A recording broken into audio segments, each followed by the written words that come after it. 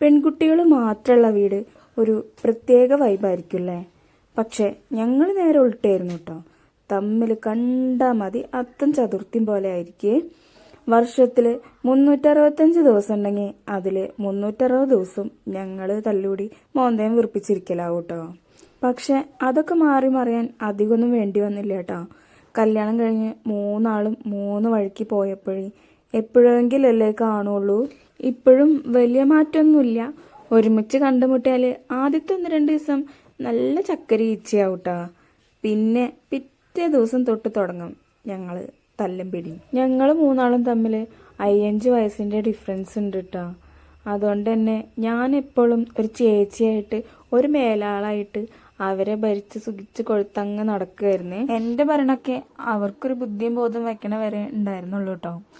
അവർക്ക് ബോധം വന്നപ്പോൾ അവരെൻ്റെ തല കയറാൻ തുടങ്ങി. പക്ഷെ അതൊക്കെയും ഒരു രസമുള്ള കാലം തന്നെയായിരുന്നു കേട്ടോ.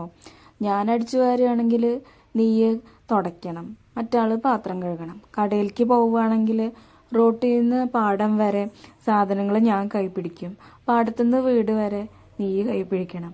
അങ്ങനെ ചെറിയ ചെറിയ കണ്ടീഷനുകൾ.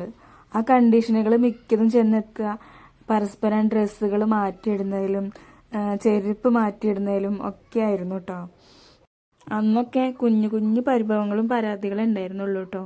ഇപ്പോൾ ആ കാലമൊക്കെ ഒരുപാട് മിസ് ചെയ്യണുണ്ട്. പക്ഷെ ആരൊക്കെ എന്തൊക്കെ പറഞ്ഞാലും ഞങ്ങൾക്ക് 3ആൾക്കും കൂട്ടായി ഞങ്ങൾ എന്നും ഉണ്ടാവുകയെ.